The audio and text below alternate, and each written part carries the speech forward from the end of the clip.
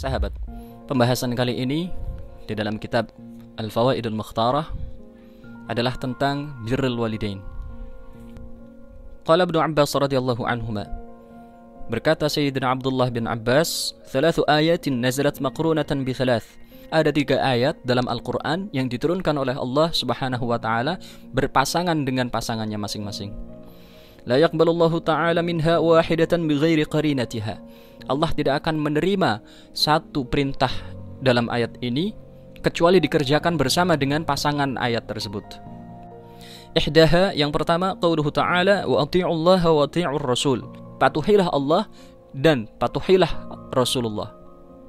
Faman ata'allaha wa lam yuti'ir rasul lam yuqbal minhu. Siapa yang taat kepada Allah tapi dia tidak mematuhi perintah Rasulullah, maka ketaatannya kepada Allah tidak diterima.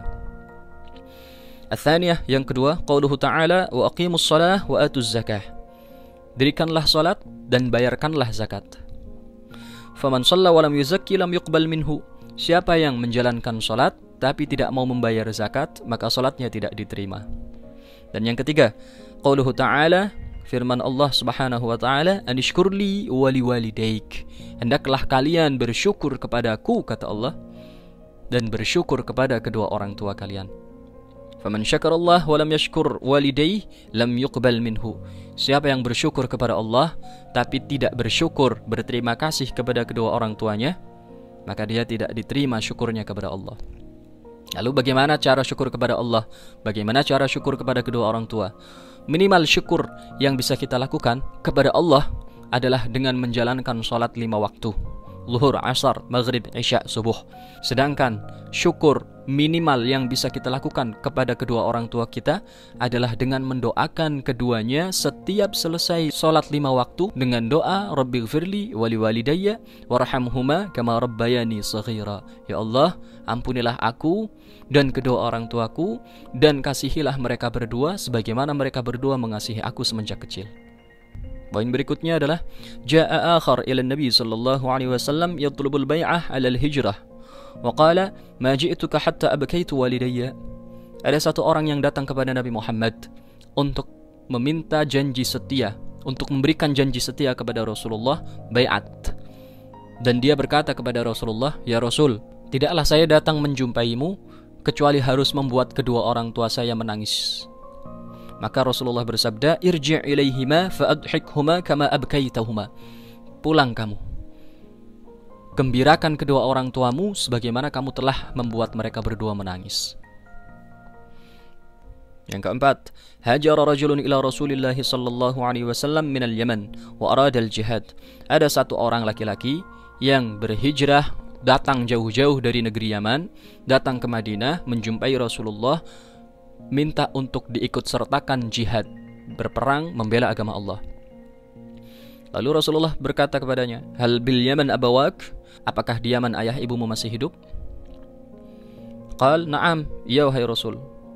"Hal adzina lak?" Apakah mereka berdua memberimu izin? Qal, "La." Tidak wahai Rasulullah. Maka Rasulullah bersabda, "Farji' ila abawaik fasta'dzinhuma." Pulang kamu temui orang tuamu dan mintalah izin kepada mereka. Fa in fa'ala fajahid. Kalau mereka memberimu izin, maka kamu boleh ikut serta dalam jihad. Wa illa fabirrahuma mastata'ta. Tapi kalau tidak diizinkan, maka baktikanlah dirimu untuk mereka berdua semaksimal yang kamu bisa. Fa inna dzalika khairu ma talqallaha ta'ala bihi ba'da tauhid. Karena sesungguhnya itu adalah hal terbaik yang bisa kau bawa menghadap Allah Subhanahu wa ta'ala setelah kau memiliki iman. Yang berikutnya, jaa akhar ilaihi sallallahu alaihi wasallam liyastashirahu fil ghazw. Ada satu orang lagi yang datang kepada Rasulullah untuk meminta izin ikut dalam berperang. Dikatakan, "Alaka walidah?" Kamu masih punya ibu? Qal, "Na'am, ya wahai Rasul." Qal, "Falzamha fa innal jannata 'inda rijlaiha."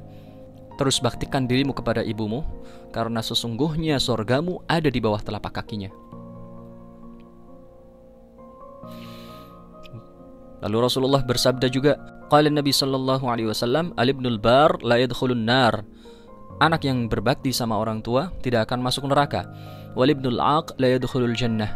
Dan anak yang durhaka sama orang tua, dia tidak akan masuk surga. Dijelaskan, man mata wa huwa radin walidayhi lam yakun bainahu wa bainal anbiya fil jannati illa darajah. Barang siapa yang meninggal dan kedua orang tuanya ridho sama dia, maka di surga dia tidak punya jarak antara para nabi dan rasul kecuali cuma sejengkal, cuma satu derajat saja. Wa man mata wa huwa aqun walidayhi lam yakun bainahu wa baina iblis finnar illa darajah. Dan barang siapa yang meninggal dalam keadaan durhaka kepada orang tuanya, maka jelas dia masuk neraka. Cuman ada satu kabar ngeri dari hadis ini, bahwasanya nanti di neraka dia tidak punya jarak antara dirinya dengan iblis kecuali cuma 1 derajat saja. Dan poin berikutnya adalah hadis Rasulullah, birru aba'akum tabirrakum abna'ukum. Berbaktilah sama orang tua kalian, pasti anak-anak kalian akan berbakti sama kalian. Ini hadis Rasulullah yang diucapkan oleh lisan suci Rasulullah, lisan yang selama 63 tahun hidupnya tidak pernah sekalipun, sedikit pun terkotori oleh debu-debu kebohongan. Wa ma yantiqu 'anil hawa in huwa illa wahyun yuha.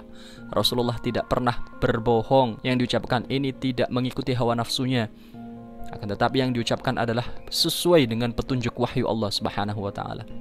Ini hadis dikatakan oleh Rasulullah, birru aba'akum tabirrukum abna'ukum. Berbaktilah sama orang tua kalian, pasti anak-anak kalian akan berbakti sama kalian. Dalam hadis ini, fi hadzal hadis 5 basyair liman yabarru abawayh. Ada 5 kabar gembira bagi orang yang berbakti sama kedua orang tuanya. Yang pertama apa kabar gembiranya? Husulul aulad.